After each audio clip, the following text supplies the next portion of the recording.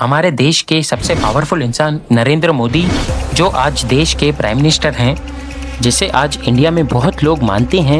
Living God है वो, living God. दर्शन हुआ, उनका दर्शन हुआ। उनका सेवा करेंगे तो धन्य हो जाएंगे, इतना ही बोल। जो ज्यादातर वर्ल्ड लीडर्स के बहुत अच्छे दोस्त हैं। Prime Minister Modi is the nicest looking guy. I am a fan of Modi. He looks like you'd like to have your father. Like he's a killer. आखिर वो नरेंद्र मोदी यहाँ तक पहुँचे कैसे? आखिर कैसे एक बहुत ज्यादा गरीब बच्चा जो चाय बेचता था, आज वो इंडिया का पीएम बन गया? आज नरेंद्र मोदी की पूरी कहानी जानेंगे हम इस वीडियो में। हमारे वीडियो में आपका स्वागत है। देखो, 17 सितंबर 1950 को जन्म होता है नरेंद्र मोदी का गुजरात के वडनगर नाम की जगह पे। इनका जन्म बहुत गरीब परिवार में हुआ था। इनके पिता दामोदर दास मूलचंद मोदी चाय बेचते थे और इनकी माताजी हीराबेन एक हाउसवाइफ थी। नरेंद्र मोदी ने 1978 में दिल्ली से पॉलिटिकल साइंस में बीए कंप्लीट किया था। उसके बाद 1983 में गुजरात यूनिवर्सिटी से पॉलिटिकल साइंस में एमए कंप्लीट किया था। नरेंद्र मोदी आरएसएस के भी मेंबर रह चुके हैं। आरएसएस यानी राष्ट्रीय स्वयं सेवक संघ। आरएसएस दरअसल एक सोशल ऑर्गेनाइजेशन है जिसमें सोसाइटी को डिसिप्लिन्ड और ऑर्गेनाइज्ड बनाते हैं। नरेंद्र मोदी भी इसके ही पार्ट रह चुके हैं और नरेंद्र मोदी का कहना यह भी है आरएसएस ने इनके जीवन पे बहुत अच्छा इफेक्ट किया है।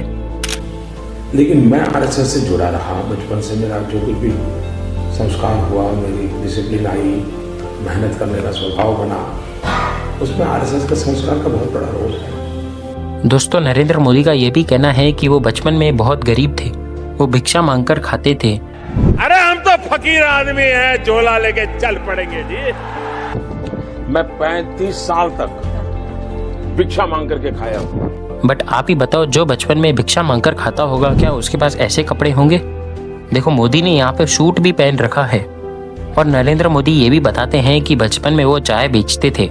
मित्रों, मैं बचपन में रेल के डिब्बे में चाय बेचता था और आज आपके सामने खड़ा हूं। बट उनके ही छोटे भाई एक इंटरव्यू में कहते हैं कि सिर्फ मोदी ही नहीं, बाकी सब भाई चाय बेचते थे अपने पिता के साथ। ट्रेन में जिसकी बारी लगती थी वो जाता था अपने पिता के साथ चाय बेचने के लिए। इसलिए नरेंद्र मोदी को चाय वाला नहीं बल्कि चाय वाले का बेटा कहना चाहिए था। चाय तो अकेले नरेंद्र भाई ने नहीं बेची है, हम 5 भाई थे, 5 ही भाई बेच, जिसका नंबर लगता था वो बेचता। इसीलिए कहा जाए तो चाय बेचने वाले का बेटा कहना चाहिए, चाय बेचने वाला नहीं कहना चाहिए। ये तो हो गई दूसरी बात। हम अपने टॉपिक पे वापस आते हैं। 1983 में मोदी ने अपनी ग्रेजुएशन पूरी करके आरएसएस को फुल टाइम ज्वाइन किया था। आरएसएस में मोदी ने बहुत अच्छी तरह से काम भी किया है और फाइनली 1985 में नरेंद्र मोदी आरएसएस के द्वारा बीजेपी में काम करने के लिए असाइन होते हैं। यानी 1985 में ही नरेंद्र मोदी और बीजेपी का रिश्ता शुरू होता है। इसके बाद 1987 में नरेंद्र मोदी ऑफिशियली बीजेपी के एक मेंबर हो जाते हैं। नरेंद्र मोदी 1987 से 1990 तक यानी 3 साल बहुत अच्छी तरह से काम करते हैं बीजेपी के अंदर। फिर नरेंद्र मोदी सोचते हैं कि क्यों ना एमएलए बना जाए। एमएलए बनने से उनको और भी पावर आएगी। और इसी साल यानी 1990 में ही गुजरात इलेक्शन असेंबली में जितने भी कैंडिडेट्स थे जो इलेक्शन में रुकने वाले थे, उनकी लिस्ट बनाई। नरेंद्र मोदी ये चाहते थे कि उनका भी नाम इसी लिस्ट में आए ताकि वो एमएलए बन सके। बट ऐसा हुआ नहीं। इसका कारण उन्होंने ये बताया कि नरेंद्र मोदी को अभी पॉलिटिक्स में एक्सपीरियंस थोड़ा कम है। मतलब यहाँ पे नरेंद्र मोदी का एमएलए बनने का सपना टूट गया। बट नरेंद्र मोदी फिर भी निराश नहीं हुए। उन्होंने बीजेपी में काम कंटिन्यू रखा और लोकल लीडर्स और वॉलंटियर्स के साथ बहुत स्ट्रॉन्ग नेटवर्क बनाने लगे। इसके बाद साल आता है 1995, जब नरेंद्र मोदी बीजेपी के सेक्रेटरी बन जाते हैं और वो न्यू दिल्ली शिफ्ट हो जाते हैं। और फिर 1998 में नरेंद्र मोदी बीजेपी के नेशनल जनरल सेक्रेटरी बन जाते हैं। इसके बाद समय आता है 2001 का, जब भुज में अर्थक्वेक आता है। इसके कारण गुजरात की बीजेपी सरकार पूरी तरह से हिल गई थी। तभी के सीएम केशव भाई पटेल, उनकी हेल्थ और एडमिनिस्ट्रेशन दोनों सही नहीं चल रहे थे, जिसकी वजह से बीजेपी के टॉप लीडर्स को लगा कि हमें सीएम बदलना होगा। और तभी उनकी नज़र मोदी पे गई। उन्होंने सोचा कि क्यों न मोदी को सीएम बनाया जाए।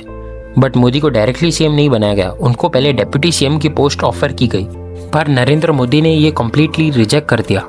दरअसल डिप्टी सीएम चीफ मिनिस्टर के नीचे होता है और उसको सीएम के बिहाफ पे मीटिंग्स और डिसीजंस करने पड़ते हैं। नरेंद्र मोदी का कहना था, यहाँ मुझे पूरी तरह से रिस्पॉन्सिबिलिटी दो या फिर बिल्कुल भी नहीं दो। इसको देखकर 7 अक्टूबर 2001 को नरेंद्र मोदी ऑफिशियली गुजरात के सीएम डिक्लेयर हो जाते हैं। उन्होंने इसी तारीख पे शपथ भी ली थी। ये चीफ मिनिस्टर की पद नरेंद्र मोदी ने 2013 तक कंटिन्यू रखी। उन्होंने इन 13 सालों में बहुत नाम कमा लिया था और उनकी हर जगह जान पहचान थी। और फिर समय आता है 2014 का, जब कांग्रेस की सरकार हिल गई थी। उन पे बेरोजगारी, स्कैम्स और बहुत सारे दूसरे आरोप लगाए गए थे, जिसकी वजह से अभी आम जनता को बदलाव चाहिए था। उनको कोई न्यू पार्टी चाहिए थी और तभी बीजेपी वालों ने नरेंद्र मोदी का पीएम कैंडिडेट अनाउंस किया। उनके लिए जोरों शोरों से कैंपेन चलाए गए और इसी कैंपेन में नरेंद्र मोदी 282 सीट्स के साथ जीत भी जाते हैं। टोटल 543 सीट्स थी, जिसमें से मेजॉरिटी यानी 282 सीट्स मोदी ही जीते थे, तो इनका जीतना तो पक्का था। और फिर उसके बाद तो आप जानते ही हैं, स्वच्छ भारत अभियान, जीएसटी, नोटबंदी, डिजिटल इंडिया और फिर वंदे भारत एक्सप्रेस। ये थी वीडियो नरेंद्र मोदी पे, कैसे वो चाय वाले से एक देश के प्रधानमंत्री बन गए। उम्मीद करता हूँ आपको मेरी ये वीडियो पसंद आई होगी। अगर आपको ये जानना है कि मोदी ने कौन से झूठ बोले हैं तो हमारी ये वाली वीडियो देखें। बाकी आपका इस पे क्या कहना है मुझे नीचे कमेंट बॉक्स में बताएं। वीडियो पसंद आए तो उसको लाइक करना, चैनल को सब्सक्राइब करना। मिलते हैं हम किसी और वीडियो में, तब तक के लिए राधे राधे।